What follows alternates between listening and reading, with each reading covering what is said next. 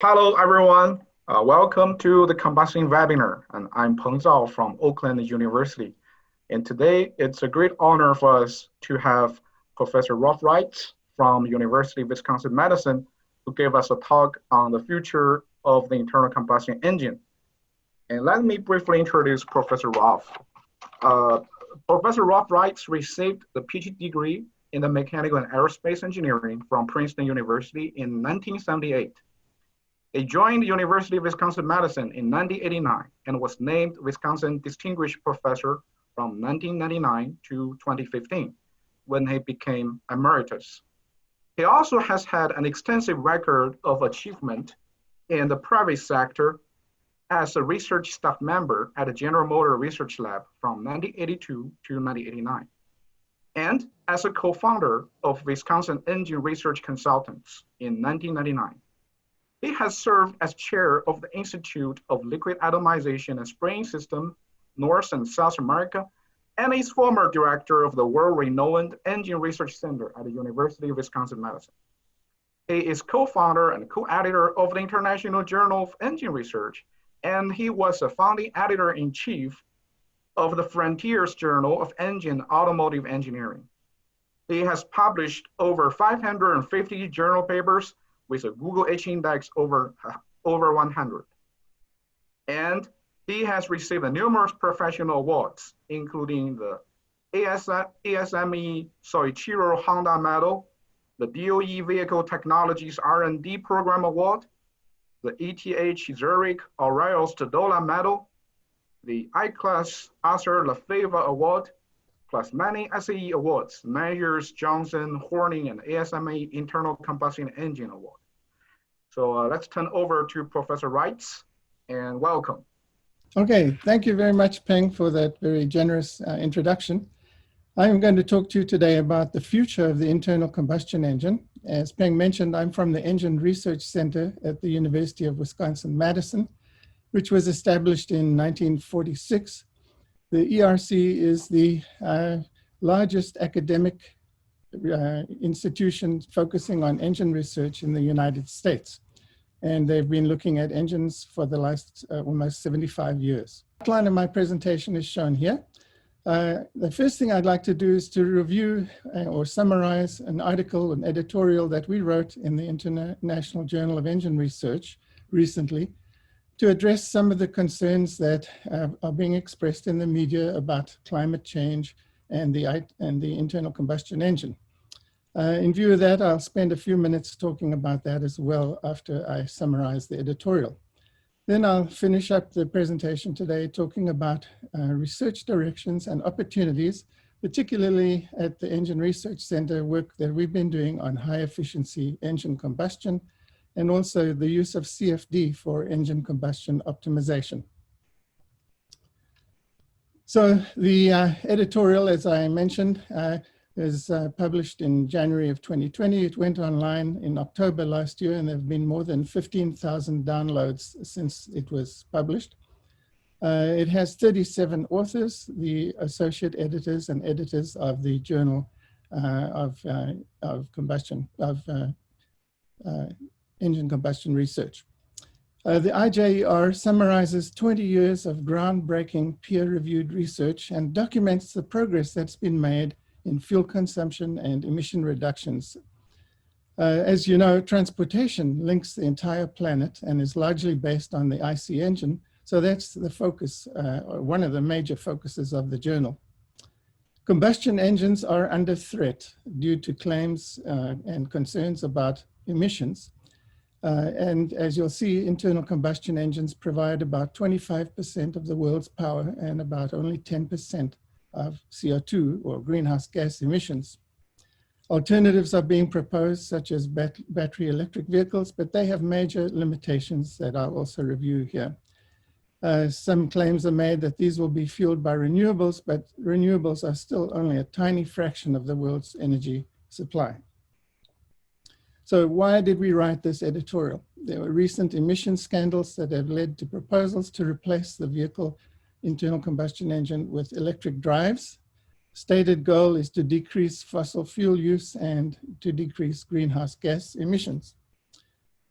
Taken from a BP report, a recent report on the review of world energy, you can see where we get our energy. Oil, natural gas, and coal are the major players, fossil fuels. There's nuclear, hydroelectric, and then you can see renewables are still a relatively small portion of our energy consumption. In transportation, we use about 3 billion tons of oil equivalent, which is about 2/3 of the oil use on the planet. And you can see the corresponding greenhouse gas emissions shown in the plot on the right. Transport contributes about 10% of the CO2 equivalent tons of greenhouse gases. So you can see if you look at the current CO2 level of 415 parts per million with an annual increase of about 2.87 parts per million per year, transport, according to the BP analysis here, contributes about 0.287 parts per million per year. Okay, so why do we use the internal combustion engine for transportation? Well, as you know, there's a huge demand for transportation energy. We have 1.2 billion light-duty vehicles and 380 million heavy-duty vehicles, with a daily demand for liquid fuel exceeding 11 billion liters. There's been no real alternative that can compete with the internal combustion engine over its range of applications. Mischaracterizations of combustion have led to the belief that the death of the internal combustion engine is both desirable and imminent. Many people think that most greenhouse gases come from cars and trucks, and this is grossly incorrect. Internal combustion engines are also undergoing continuous further improvement, which is making it more challenging for competing technologies to gain an advantage. In fact, some of the alternatives, such as battery electric vehicles, still face major barriers to achieve adoption. However, future mobility will probably include a mix of solutions, conventional vehicles with electric or alternative fuels, depending on the consumer acceptance, the country, the application, and so on.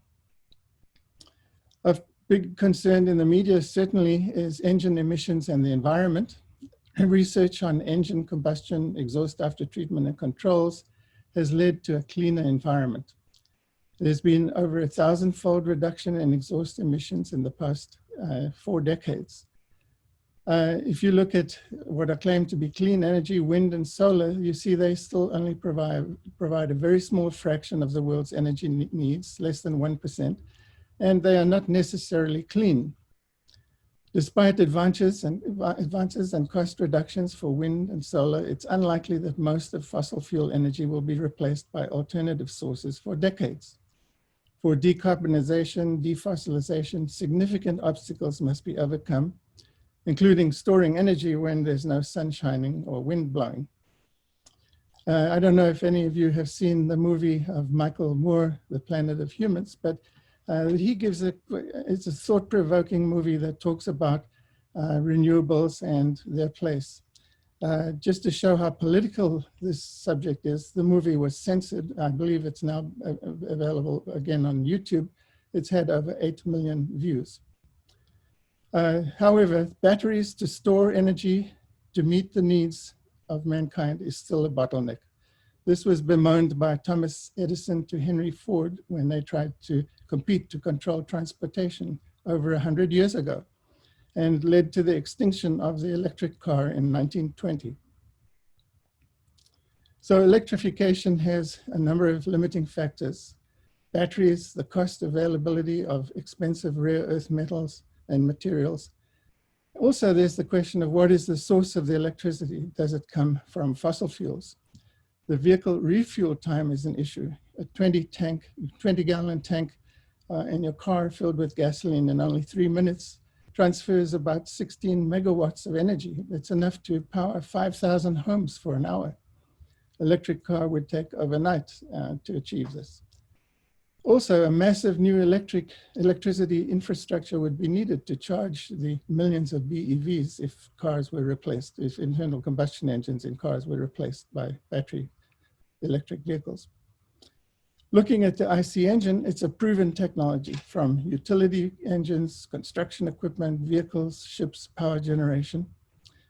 And not only that, but the competition between the electrification and internal combustion engine is actually stimulating the evolution of the internal combustion engine. The high cost of BEVs is driving research and development to previously deemed uneconomical combustion modes for further increases in efficiency. Further increases in vehicle efficiency are possible with hybrid electrification, also with new fuels, with improved after-treatment controls, reduced weight, and so on. As I mentioned, a significant portion of the energy in the world is from fossil fuels. And if you look at the US from the Lawrence Livermore chart here, you see that 80% of our energy comes from petroleum, natural gas, and coal. The remaining 20% comes from nuclear and biomass and hydro, and then wind, geothermal, and solar make up about 3 or 4%. 38% of the energy produced goes to producing electricity, but if 80% is from fossil fuels, it's hard to imagine that this is green. Also, if you look at where the energy goes, you see that a huge fraction, 68%, is lost during generation, transmission, and distribution. The remaining 32% is useful, goes to industry, residential, and commercial, and then finally to transport. So looking at energy sources and the future, and in particular for battery electric vehicles, electricity has to be produced either in the car or from the internal combustion engine in a hybrid vehicle, or from a power generating station and the grid. Most power stations use non-renewable energy with 40 to 50% efficiency. Older ones, of course, are significantly less efficient. The transport of electricity to the end user with its battery charge, discharge losses, and the effects of low and high operating temperatures gives another significant loss. The result is that a battery electric vehicle charged with a coal-fired electricity can have a much larger carbon footprint than for an internal combustion engine vehicle. And in fact, market forecasts show that internal combustion engines will still be in most cars in 2040 and beyond, and also in trucks. And you can see that in a truck, part of the reason for this is that a huge battery is required that weighs 5.5 metric tons, more than 4 times the weight of the diesel engine, which consumes much of the payload and would take about 12 hours to charge using the Tesla supercharger. And then if you look at trains and ship engines, they have totally unacceptable battery charging times. Emissions are a major concern in the internal combustion engine. And due to climate concerns, CO2 is sometimes labeled as a pollutant. But it's important to realize that CO2 is the basis of all human and animal life on Earth. Without CO2, we would have no plants and therefore no animal food. CO2 accompanies all hydrocarbon oxidation. Vehicle tailpipe CO2 is reduced in proportion to reduced fuel consumption, which with research and development, it is argued could be reduced by 30 to 50% in spark ignition and diesel engines still. Catalysts and controls continue to be improved for other criteria emissions. And particulates from tire and brake wear and road dust are already higher than from the internal combustion engine. And this applies to both conventional and electric cars. The achievement of zero impact emission vehicles is close with aftertreatment. We have developed catalysts, high filtration efficiency, particulate filters, selective catalytic reduction, which is available for extremely low NOx. Some vehicles even have unburnt hydrocarbon emissions below that in the ambient air, so-called negative emission vehicles, needed, for example, in Los Angeles on a bad day. One of the concerns in the media is the climate and the role of greenhouse gases on the climate. The necessity for a CO2 emission-free world is still under debate. As I mentioned, CO2 is the food of life. Roles of anthropogenic or human-caused greenhouse gases and the major greenhouse gas, water, on climate are still controversial. In fact, the balance between water vapor and clouds, which reflect solar radiation, is still uncertain. I'll talk a little more about this later. But it's important to note that with hydrocarbon fuel, each CO2 in the exhaust comes with at least one water molecule, which turns to vapor.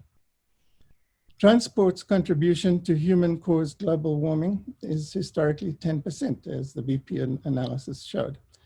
So the shift to battery electric vehicles could only reduce CO2 by 10%, and this assumes that batteries would be charged from energy without CO2. Clearly, internal combustion engines will continue to be important since any energy transition would take much time. It's also important to note that energy use is not stationary. In fact, there have been projections that by 2025, the energy used on computing and communication devices will outstrip transportation energy use. So that's an important observation.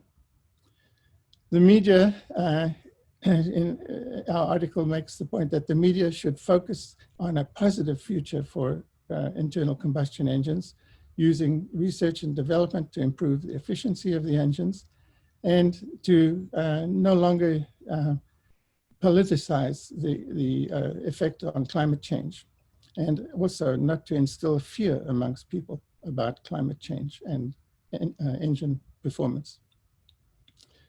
The article finishes with some suggestions, and these are again presented by the 37 authors of the paper to improve internal combustion engines. Engine efficiency being a prime concern, the combustion system, improving mixture formation and charge motion, for example, gas exchange, including improved turbocharging with fast response and operating at low temperature, with low temperature combustion with variable valve systems, electrification, more efficient engines for hybrid applications, engine lubrication, engine thermal and energy management, and then of course improvements in the engine aftertreatment, especially for unburned hydrocarbons, particulate matter, and NOx under low temperature and excess oxygen conditions. Other suggestions have to do with fuels, dual fuel combustion. I'll be talking a little bit more about that in a few slides. And also the use of low octane number fuels and bio and e-fuels for greenhouse gas mitigation. Engine simulation is now being used by most engine original equipment manufacturers. More accurate submodels are needed for increased predictive capability and to reduce the need for empirical calibration. And I'll talk a little more about this later as well. And then finally, engine and vehicle control, improved control to try to reduce cycle-to-cycle variability and deal with it. So the closure of the editorial is that the internal combustion engine has a bright future in contrast with widely distributed media reports. Power generation, vehicle, and fuel industries are huge. They're trillions of dollars per year with a massive infrastructure. Power generation sources will not be fully renewable and transport not fully electric for decades, if ever. Research and development to improve efficiency and reduce dependence on fossil fuels has been for many years and will continue to be an exciting direction for future internal combustion engine research. Finally, the article points out that consumer preference is not decided by politicians, car makers, or academia. Policy unilaterally favoring one technology solution may be inefficient or wrong.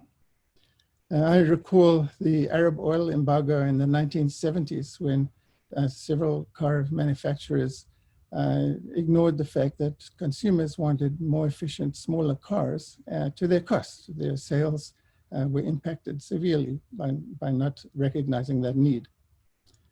Better to use real-world data, allow competing technologies to flourish, and if they show efficiency improvements and emission reduction, they should be delivered to the consumer as soon as possible. Okay, so that part of the presentation dealt with the International Journal of Engine Research editorial. And as I mentioned, there have been concerns about climate change and the internal combustion engines. And I thought since this is such a big topic in the media, and it's also, as you may have seen in the news, several cities are now considering banning the internal combustion engine. And of course, in the media, the effect of the internal combustion engine on climate has even been portrayed as being critical. So I'd like to spend a bit of time talking about that. One thing I just like to remind myself is a quote from Bertrand Russell, who said, "The whole problem with the world is that fools and fanatics are so certain of themselves, and wiser people so full of doubts." Well, one way of dealing with that, with the doubts, is to do scientific analysis. And I think that is a much more fruitful path when considering the internal combustion engine and its effect on the environment. So the future of automotive and fossil fuel combustion systems is being heavily influenced by discussions of global warming and climate change.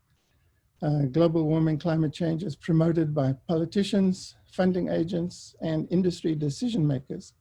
But the extent of these global warming climate change due to humans is questioned by some reputable scientists.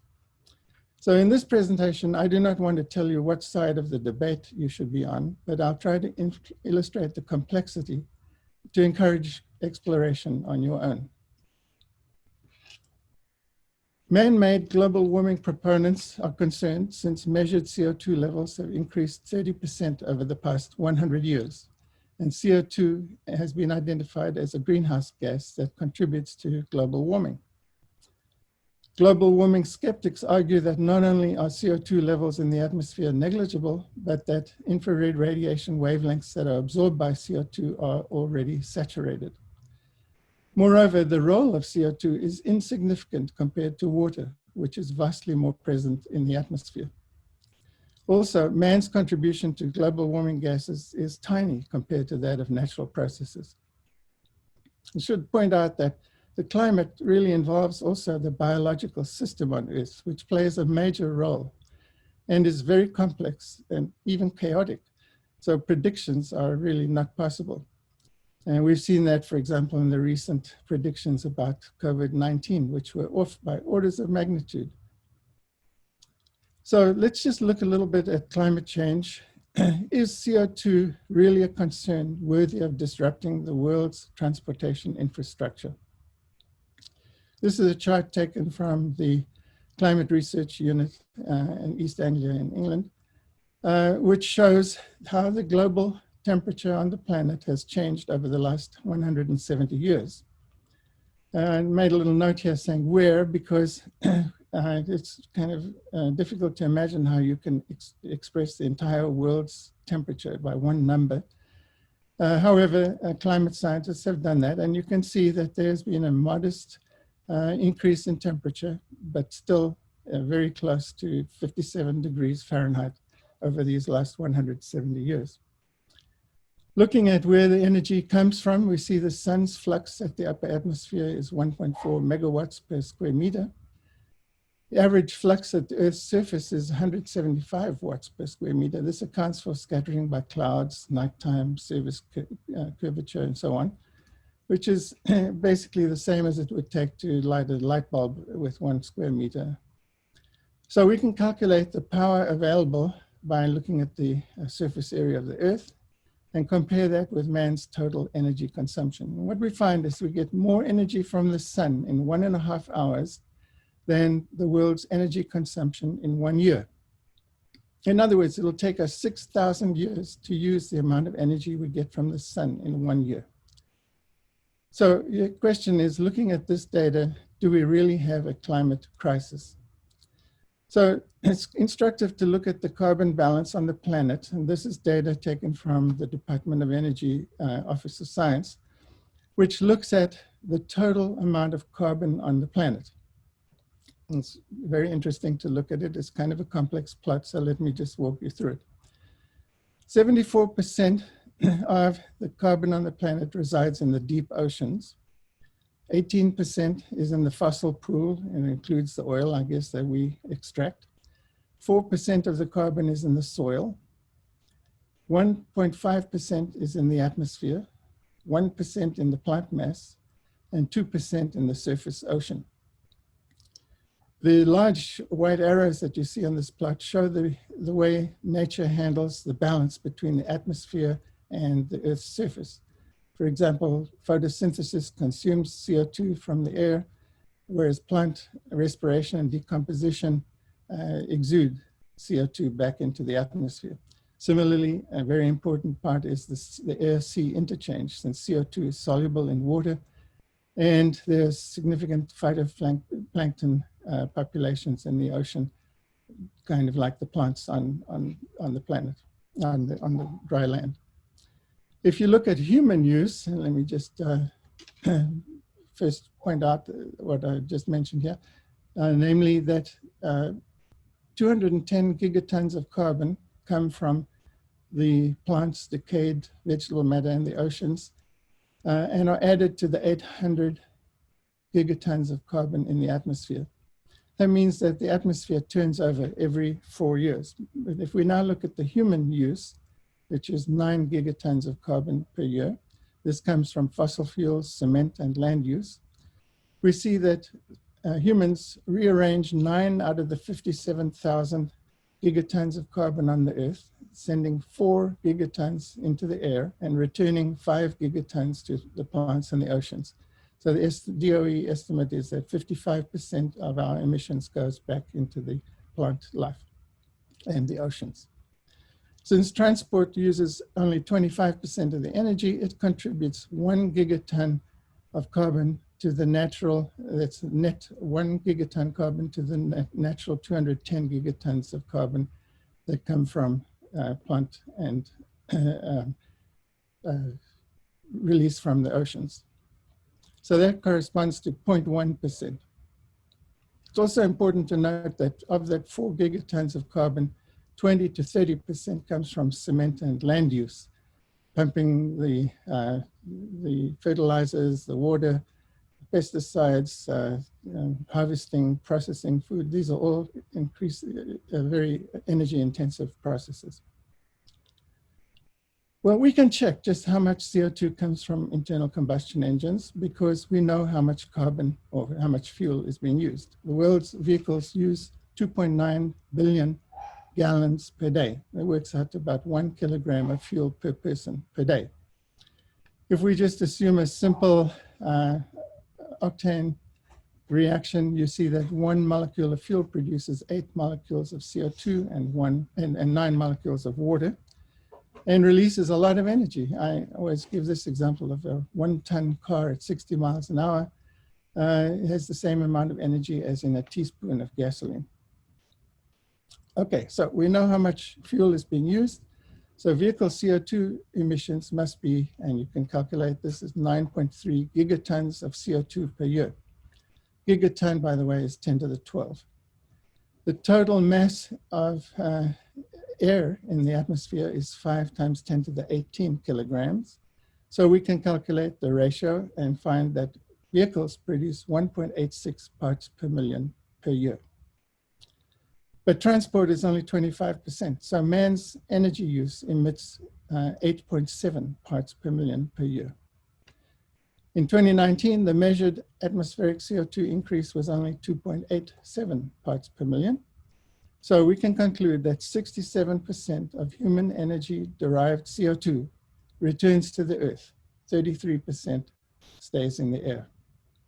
And since transport is 10%, this agrees with the BP estimate that cars or vehicles produce 0.287 parts per million per year.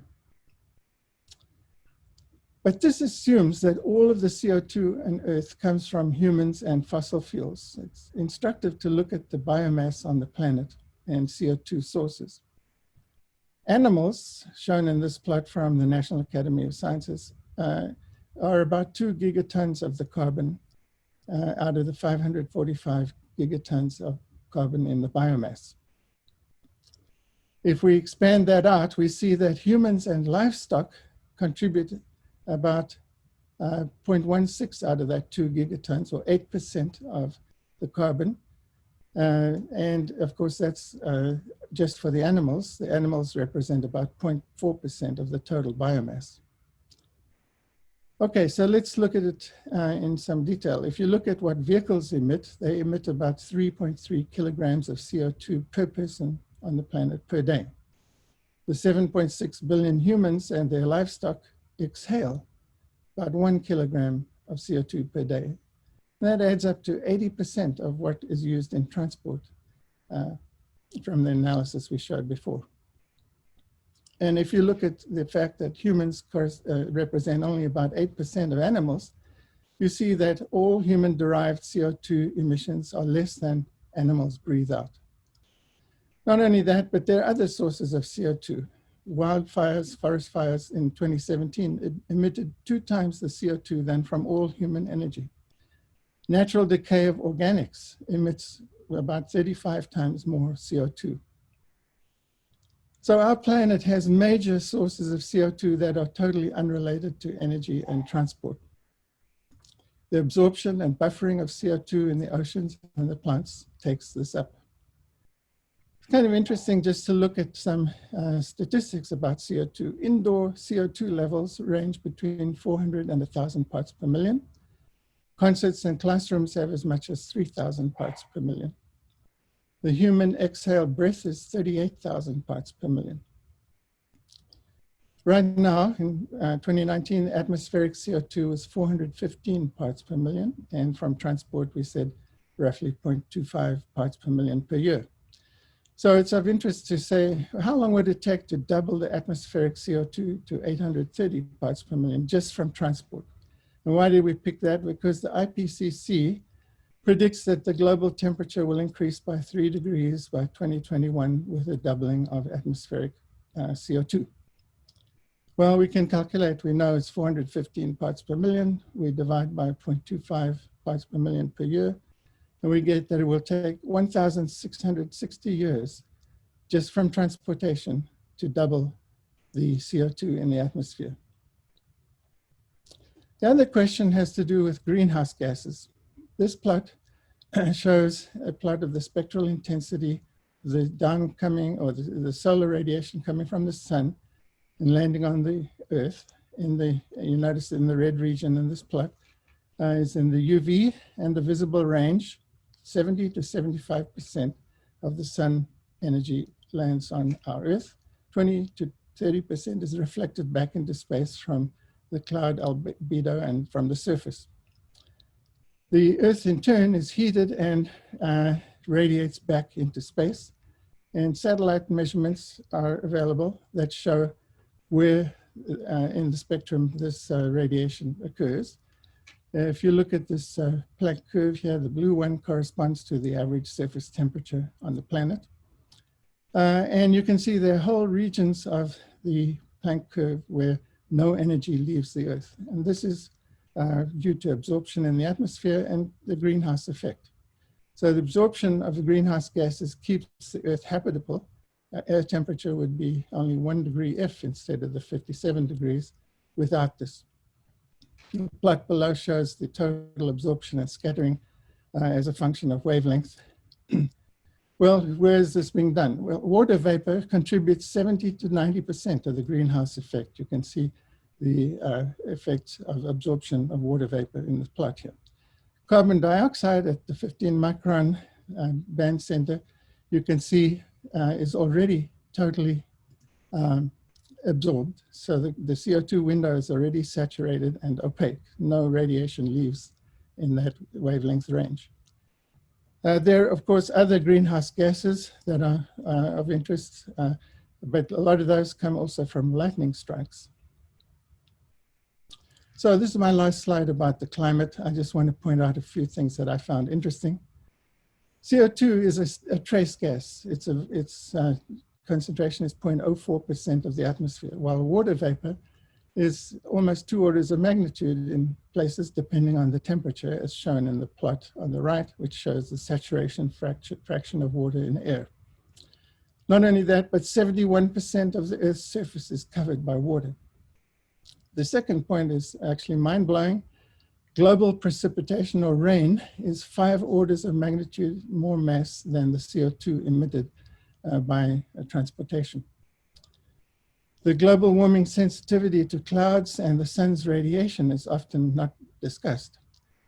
Looking at the Stefan Boltzmann equation here, you see that the Earth's surface temperature is related to the flux from the sun, and the parameter 1 minus alpha, where alpha is the albedo due to clouds. And I said before that ranges between 30 and 25%.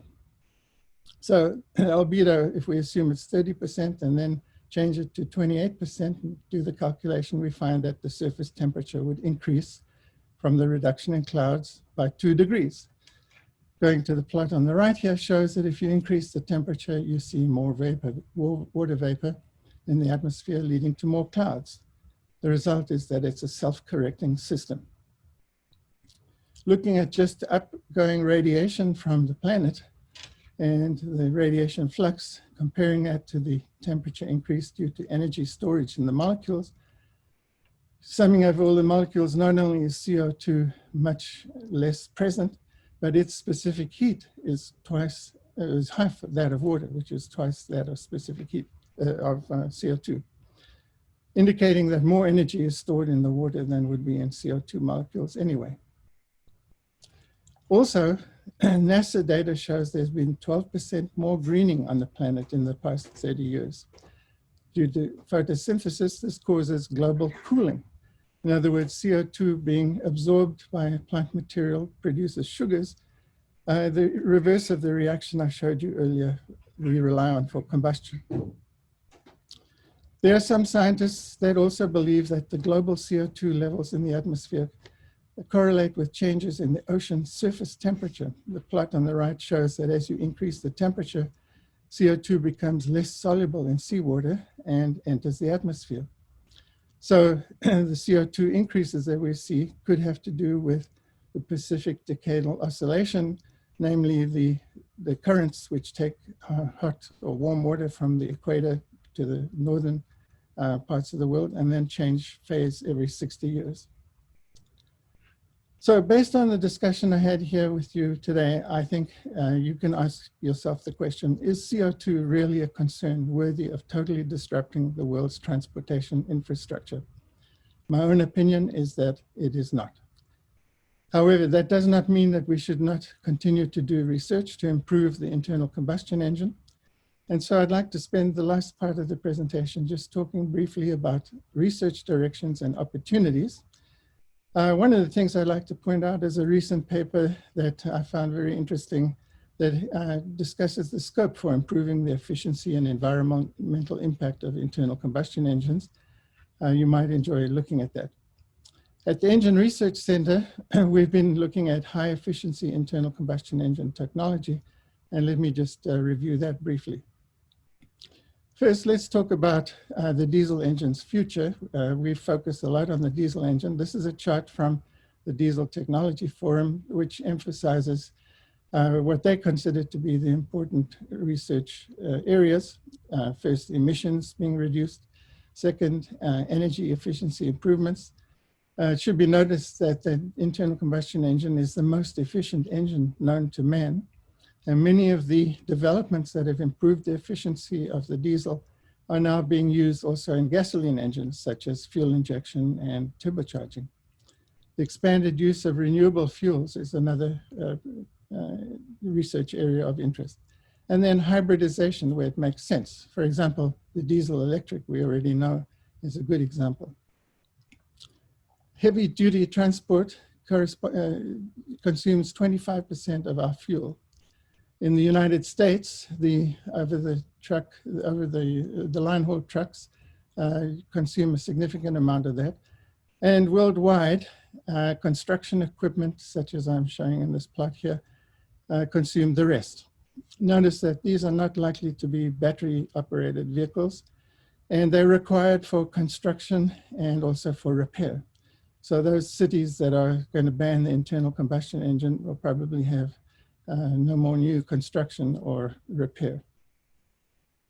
The internal combustion engine research at the Engine Research Center that focused on energy efficiency starts from looking at conventional diesel. The plot shown on the left here shows the view looking up through the piston, during combustion with the fuel injector located at the center of the combustion chamber, and the various plumes showing the high NOx regions, namely the high temperature regions, and the soot forming regions, namely the interior of these plumes where the equivalence ratios are high. This is shown also in the Kamemoto plot here, which plots equivalence ratio versus temperature. Conventional diesel covers a large range of temperature and equivalence ratio, and thus is plagued by both soot and NOx emissions. The premix charge compression ignition and homogeneous charge compression ignition regimes operate outside of the soot NOx regime, as you can see from the plot, and correspond to low temperature combustion. High EGRs levels are used to reduce the temperatures, and early injection used to improve mixing. This results in low NOx and soot emissions. However, the start of combustion is controlled by the fuel chemistry, so basically an HCCI.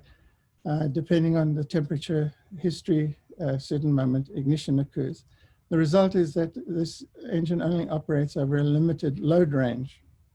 So to deal with that, we had the idea of injecting two fuels, and we call this reactivity controlled compression ignition. Uses port injection of a less reactive fuel, namely gasoline, and then direct injection of the diesel fuel,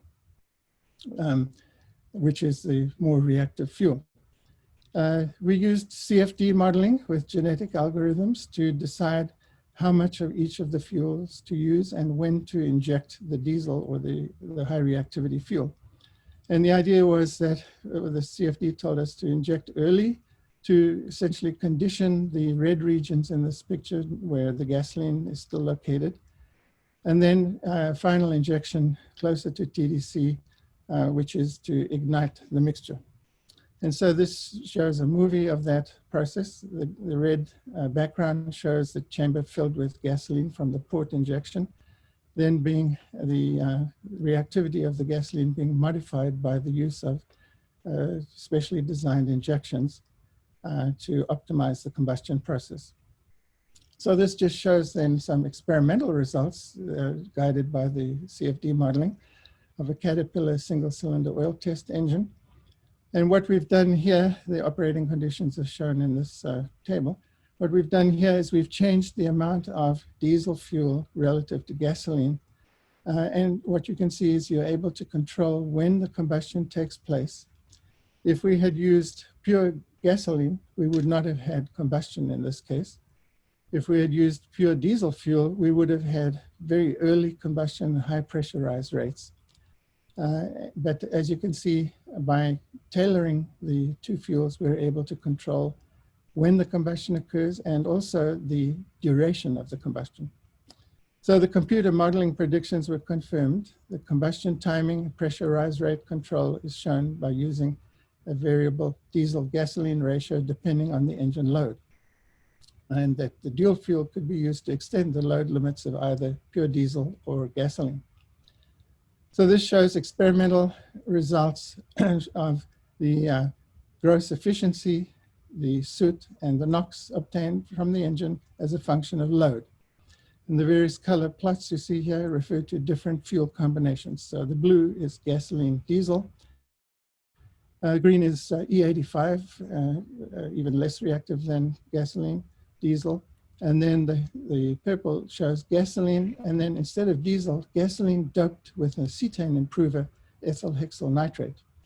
As you can see, the NOx levels over the entire range are way below the heavy-duty targets for the 2010 emission levels. Soot, again, is within the constraints, and gross efficiencies are reached, which even approach 58%. More details are shown in the references down below here.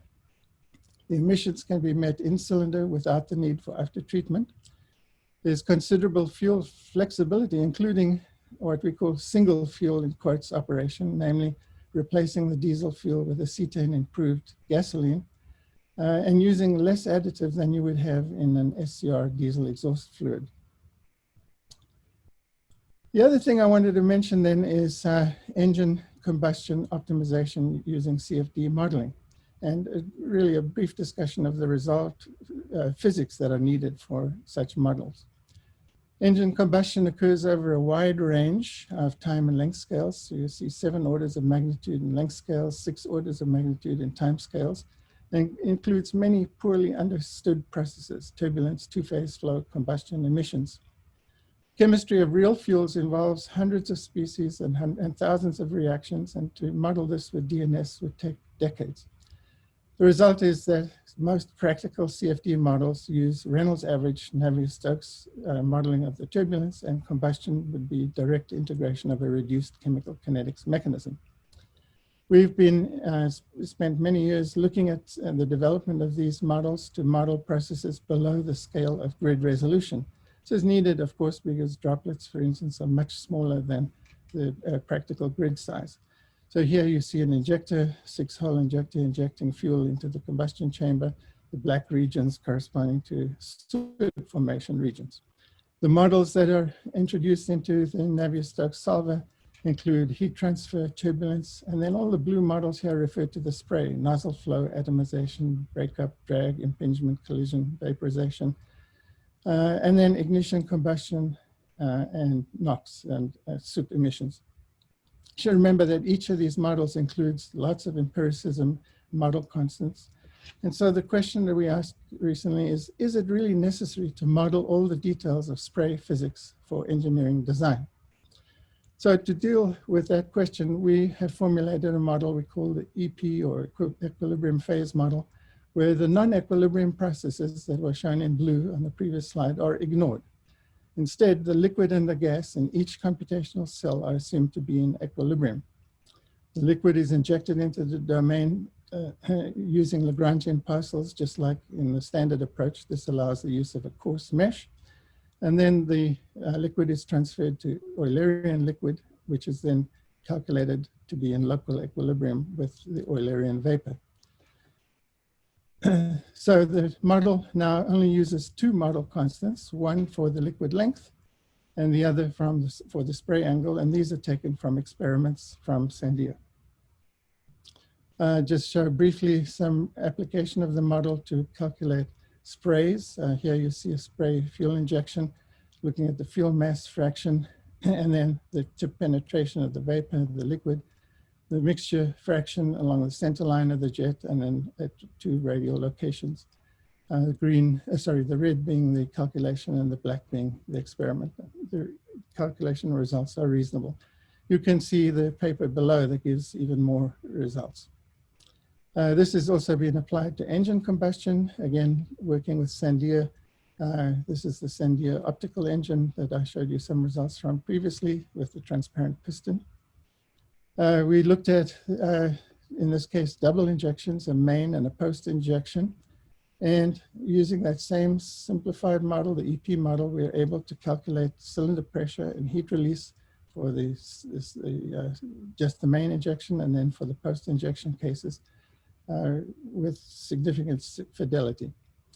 And then my final slide here just discusses also the details of the in-cylinder quantities. This is the measured natural luminosity versus the simulated natural luminosity. Notice that, of course, since this is a RANS simulation, we are looking at an ensemble average. However, the red region shows the second injection location, the blue, the first injection, and the injector, again, is located at the left here, and this would be the bowl wall. And you can see fairly good agreement.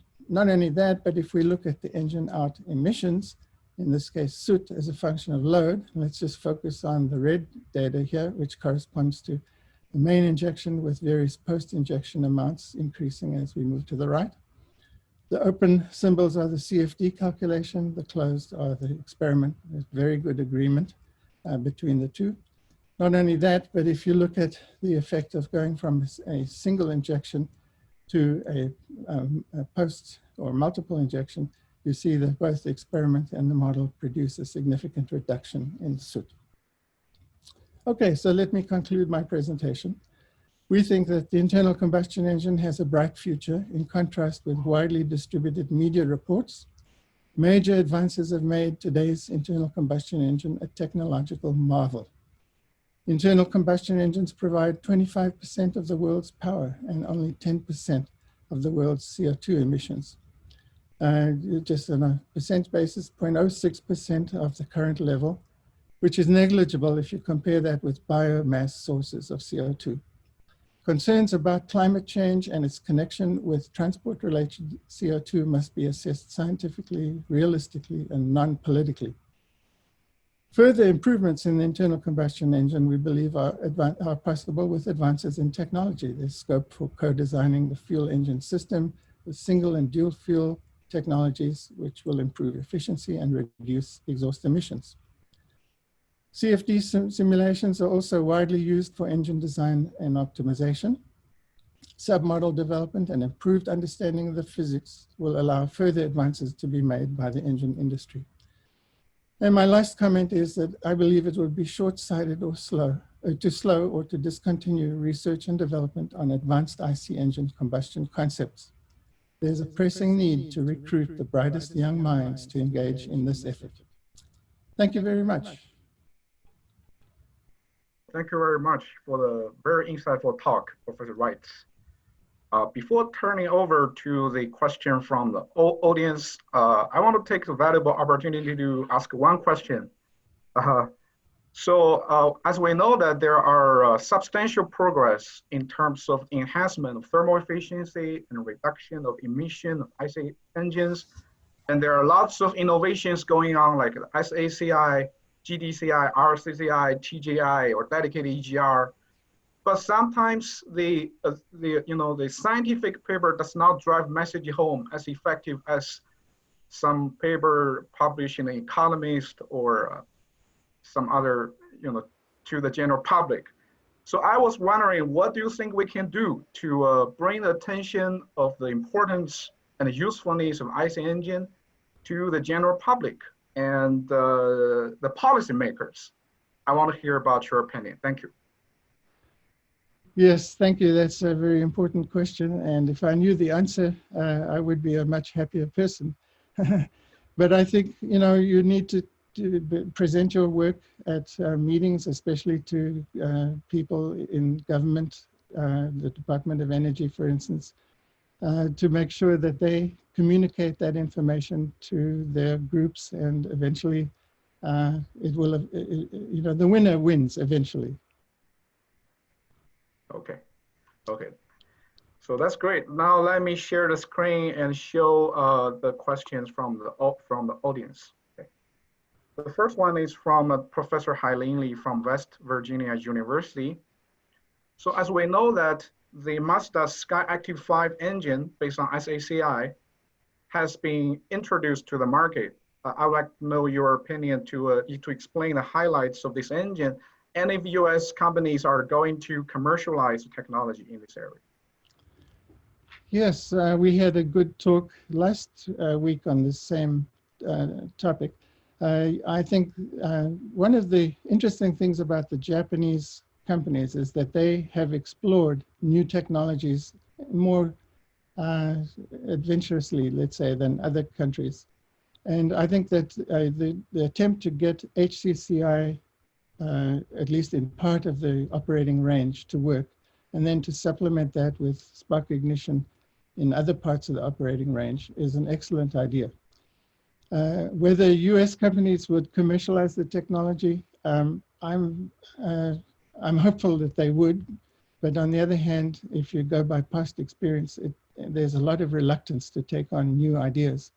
So I think the marketplace will decide what happens. If this becomes a very popular engine, and if people feel that it meets their needs, that will then influence other companies to adopt similar technologies. They have, of course, all been working on such technologies, looking at HCCI, for example, but their concern is whether it's commercially realizable.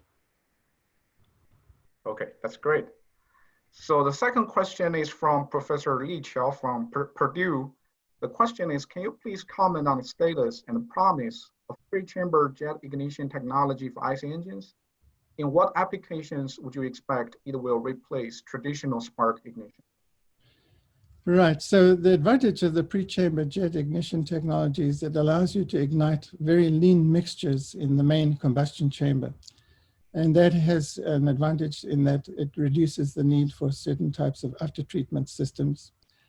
In that sense, the applications would be for those types of engines where you would like to reduce the amount of after-treatment needed. Whether it would replace the traditional spark ignition engine, I don't know. I think there are some concerns about heat transfer associated with sending high temperature gases through small apertures into the main combustion chamber. Those need to be assessed, their effect on the overall engine heat balance. But it's a very interesting idea. Okay, thank you. So the next question is from ESSEC Box. Professor Reitz, could you tell us a little about how one might best experimentally validate your spring model at engine realistic operating conditions? What quantities are most critical and how might one best measure them? Yes, thank you. That's, again, an area for future research. I showed you some of our attempts to model engine data from the Sandia National Labs. Remember that the goal of that type of modeling is to help engine designers. That's a different goal from people who want to explore the details of the combustion process, the fuel spray process, down at the level of the droplets. So if you ask what quantities are critical, you're looking at gross quantities such as spray angle and liquid length. And those are pretty well-established techniques available to make those sorts of measurements. Okay, thank you. So the next question is from Professor Holz. Regarding the uneven distribution of surface temperature, water available, CO2 emitted, nature of the green matter, plantation versus pristine forests, and other imbalances like glacier melting or glacier forming in different parts of the world. Can you provide an estimation of uncertainty for your assumption that CO2 is not of concern? Yes, thank you for that question. All I did in this presentation is take data from available literature, for example, the Department of Energy Office of Science. They show that 1 gigaton of CO2 comes from transportation compared with the 210 gigatons of carbon, of CO2 from the green matter on the planet, as you mentioned. So the uncertainty in the assumption is a huge number. The only thing we can go by is what we hear from climate scientists. But those numbers are quite inconsistent with what the media is providing. And that is affecting decisions that are being made by politicians and funding agents and so on. So I'm hoping that a presentation like I try to give you today will at least give you something to think about and maybe mention in presentations in the future. That's great. Yes, okay. So the next question, which is also the last one, is from Felix Leach. HCCI, PCCI, RCCI technologies have been in development for a long time, but not in widespread production. What do you think prevents them taking off from industry? Yes, thanks for that question. First of all, some of those technologies are already used when you look at natural gas and diesel as dual fuel. However, load is always a big concern, for example, with HCCI, RCCI. Operating at high load, especially in heavy duty applications, is really the name of the game. And so I think more research and development is needed to really get those technologies implemented. And I'm convinced that, that it's a worthwhile area of exploration. Okay, that's great. So due to time limitations, we'll probably just take this question so far. So I wonder if all the panelists can show up, and let's thank Professor Reitz for this wonderful talk. Thank you. Thank you. Professor Reitz, thank you very much. Thank you. Thank you, Rolf. Nice talk. As always. Thank you, Professor Reitz. Yes. Thank you. Rolf, thank you very much.